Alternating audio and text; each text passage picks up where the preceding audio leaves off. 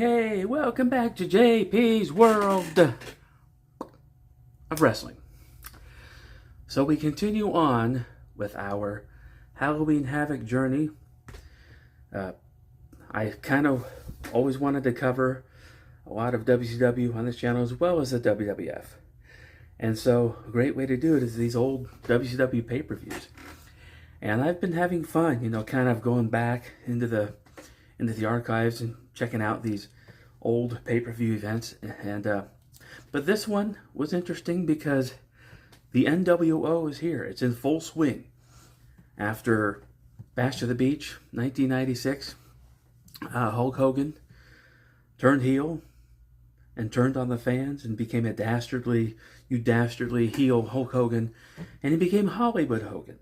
And after he won back the WCW title, he spray painted NWO all over the belt. But not only is Hulk Hogan here, but Kevin Nash and Scott Hall are here. They're known as Diesel and Razor Ramon in WWF, but here they're just by their names, and so they're here. And the NWO is making a huge splash, and they're making a huge impact, and they're taking the wrestling world by storm. So it was October 26th, 1996, at the MGM Grand in Las Vegas, Nevada. And same goes for the next year's pay-per-view. It was also the MGM Grand.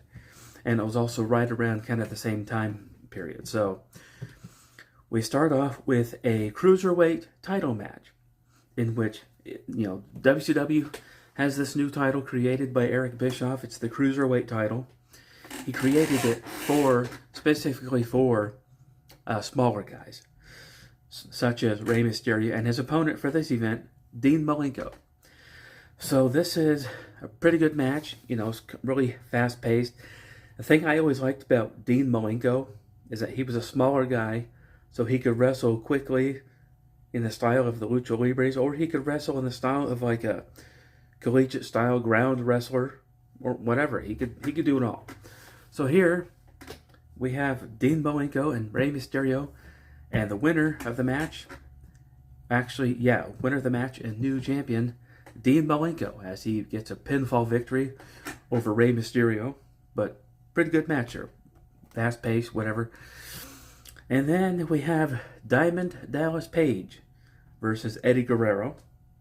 And Eddie Guerrero is one of those guys that he was from Mexico, and he could obviously wrestle Lucha Libre style, but he could also wrestle with much larger opponents and make it look good. He was very, very good at what he did. But here, Diamond Dallas Page came out on top, got his hand raised.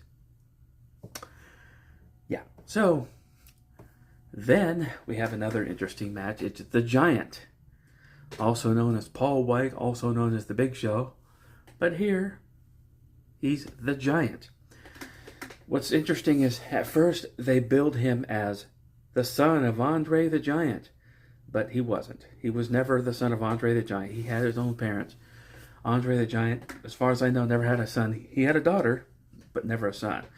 So he wasn't really Andre the Giant's son, so they canned that after a while. But here, the Giant defeats Jeff Jarrett, Double J, who came over from the WWF.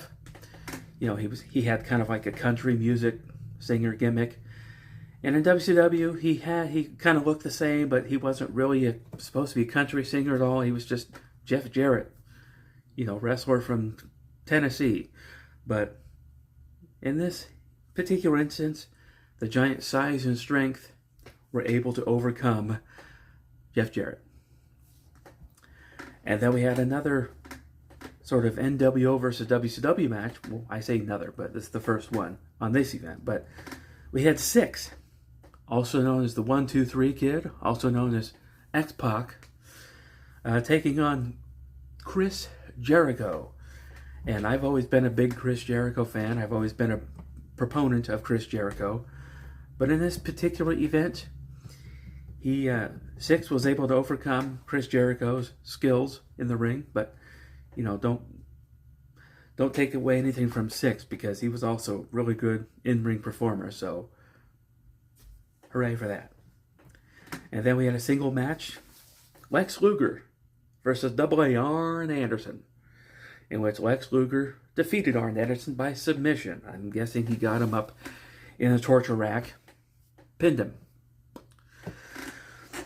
And then we had a tag team match. It was 4 Horsemen members, Chris Benoit and Steve Mongo McMichael.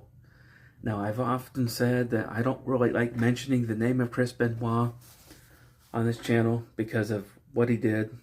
And, you know, there are a lot of big Chris Benoit fans out there that say, no, he didn't really do it. He didn't do it. But I don't care. You know, but the moniker is that he, you know, offed his family and then offed himself. But nevertheless, that's neither here nor there. Right here, in this particular match, he's part of the 4 Horsemen, and Steve Mongo McMichael is his partner. A lot of people think that Mongo McMichael was one of the worst 4 Horsemen ever. I don't know. I mean, I liked him. He was charismatic. You know, he was very charismatic, actually. And he was kind of a big guy. He was transitioning from football to pro wrestling. That's not always easy to do. And so I actually commend him for, you know, doing as well as he did. And he did well enough to where, you know, Ric Flair liked him. So what are you going to do? But their opponents here, the Faces of Fear, which was Ming and the Barbarian. And I think they were managed by Jimmy Hart. But in this particular match, Benoit and McMichael were able to pick up the victory, pick up the dub. Oh yeah. So then, we have the antithesis of the NWO. We have the Outsiders, Kevin Nash and Scott Hall, versus Harlem Heat, Stevie Ray and Booker T. Harlem Heat was one of those WCW tag teams that was there for like a really long time. You know, they were back like in the early 80s. Or not early 80s, but like the late 80s they were there. And so Harlem Heat taking on the Outsiders. Outsiders won this match. And so now we come to the main event. WCW World Heavyweight Championship on the line as Hollywood Hogan, equipped with a hairpiece. I don't know why. I think he was filming a movie at the time. So he had this hairpiece. But his opponent, oh yeah, the Macho Man, Randy Savage, his longtime friend and companion. Now this is before Macho Man joined the NWO. This is when it was just Macho Man, you know, representing WCW. Macho Man had come over to WCW a couple years prior because WWF wasn't using him the proper way. He felt like he had more years in the ring left, and WWF just kind of used him as commentator. And he didn't want it to be a commentator. He wanted to be a wrestler. And the money was right, so he came over to WCW. Anyway, but in this one, Hollywood Hogan able to pick up the victory for the NWO and go on to retain the World Heavyweight Championship. Oh, that Hollywood Hogan. Urgh. Actually, I kind of liked him.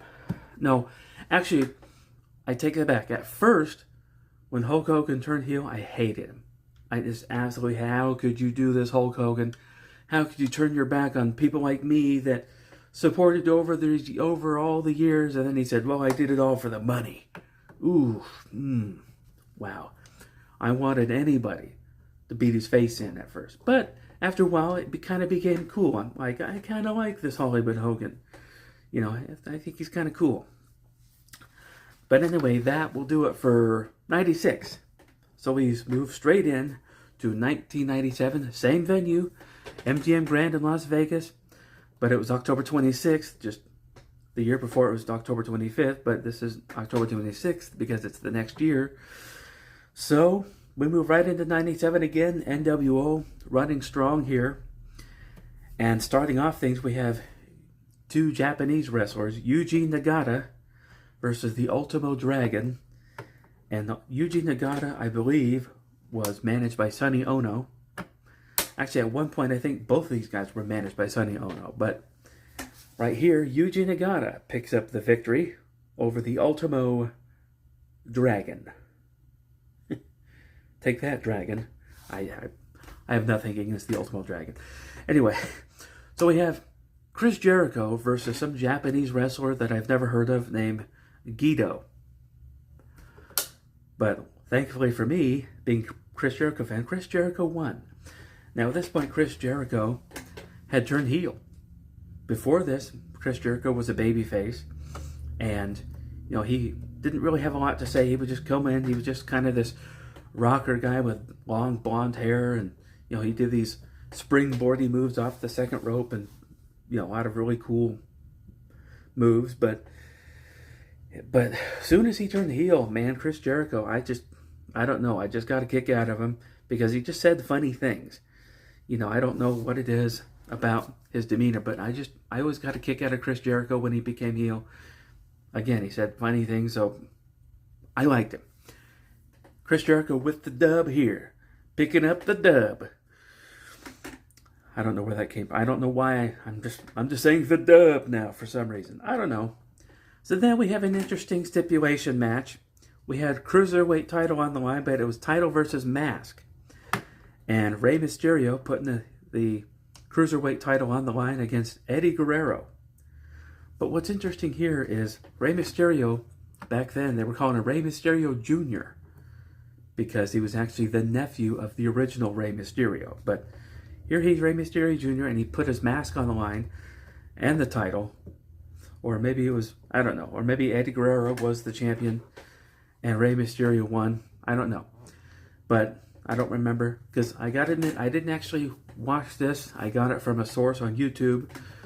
It was the Halloween Havoc recap. It was like a 2-minute long video where they just gave the results to this. Yes, I probably should have watched the event, and I might watch it later, but for the sake of wanting to do this video and getting it out, I just went with a recap video. But anyway, Rey Mysterio won.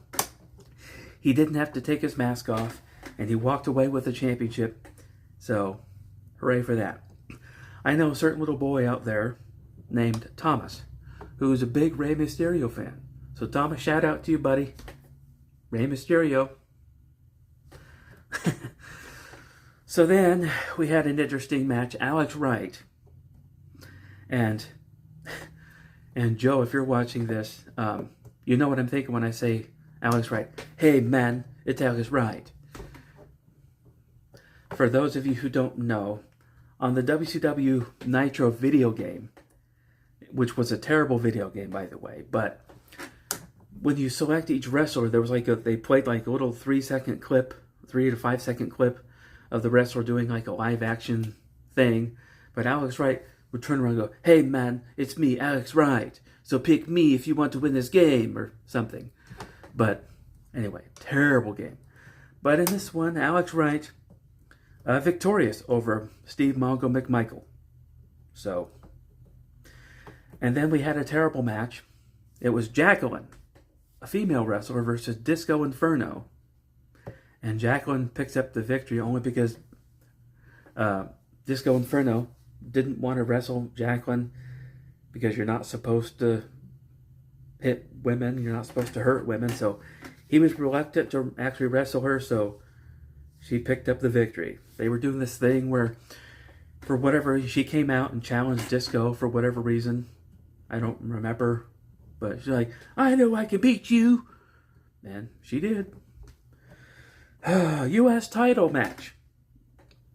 Kurt Hennig against the Nature Boy, Ric Flair. Woo! Kurt Hennig was the champion. Kurt Hennig. So in this one, they had done this thing where Kurt Hennig had come in to the WWF, or to WCW. And so the Four Horsemen, they wanted to invite Kurt Hennig to join them. Yeah, come on, join us. Come join our organization. So at first Kurt Hennig said, yeah, I'd love to. It'd be an honor. But turns out he turned on the Four Horsemen. He didn't end up joining. But here he's the U.S. champion, so Ric Flair was so angry with him that he challenged him to a U.S. title match. And Kurt Hennig had stolen Ric Flair's robe. So he came down to the ring in Ric Flair's robe, mocking him and stuff. So Ric Flair wasn't happy about that. So they had this match, and Kurt Hennig won by disqualification, which means that Ric Flair probably did a low blow or something. Anyway, Kurt Hennig wins and retains the U.S. title. But then we had another interesting match with kind of a story. Lex Luger versus Scott Hall with special guest referee Larry Zbyszko. Lex Luger had been sort of fighting with the NWO, and, he didn't like the NWO, so in this particular match, he was fighting with Scott Hall. So Lex Luger beat Scott Hall by submission after putting him in the torture rack. Hey, yo, it's the bad guy. So then we had something called a Las Vegas sudden death match. I don't know. Diamond Dallas Page versus Macho Man Randy Savage. Ooh, yeah! In this case, I believe that Macho Man was part of the NWO. And he had this really bitter rivalry, bitter feud with Diamond Dallas Page. So Macho Man picks up the win, beats Diamond Dallas Page. Ooh, yeah! And then we had a steel cage match. Now this match, I'm a big Hulk Hogan fan, as you all know. The poster behind me, you got action figures over here, and I also liked Roddy Piper, but this match wasn't very good. Sorry, and I think for one thing, the cage that they used was just terrible. It's like this weird looking cage. WCW didn't do very good with making steel cages, so this cage was rickety. It wasn't very good. And Hogan and Piper, they tried their best, but they weren't really able to put on a good show. Piper won the match. Now, Hulk Hogan was the world champion, but the title was not on the line here. I'm not sure why. Probably because they wanted to put Piper over, but he wasn't going to be sticking around, so they weren't going to put the title on him. So it was a non-title match. Piper submits Hollywood Hogan, puts him in the sleeper hold. So then the next night on Nitro, Hollywood Hogan comes out and doesn't even acknowledge that he was beat. He just comes out, well, I think I proved who the better wrestler is. I wiped the floor with that Roddy Piper. Everybody saw the greatness, and Piper comes out and like, no, wait a minute, man. You know I put you to sleep. You know I beat you. Or whatever. But, and Tony Schiavone tried to show the footage of Piper putting Hogan to sleep. But then Eric Bischoff comes out and yells at Piper, because at this point Eric Bischoff is part of the NWO. He's like the figurehead of the NWO, and he's in charge of WCW, which make him like an even worse heel. So, but he came out and yelled to Tony Schiavone saying, don't you ever do anything like that again, or I'm going to fire you. You understand me? And so, yeah. So it was just a really fun time to be a wrestling fan. During this time, WWF was doing like In Your Houses and stuff, and they were trying to compete with WCW, but they just weren't really able to do it until the very next year when, Stone Cold Steve Austin emerged. And so that's when they were really able to compete. But this is about WCW, and this is about Halloween Havoc 97, and there you have it. Now, next time, I'm going to cover Halloween Havoc 98 and 99. And 98, I'm probably actually going to watch, because that was a really big one. That was a really big, a lot of really big things happened during that time in WCW. So, watch for that, because that's going to be fun.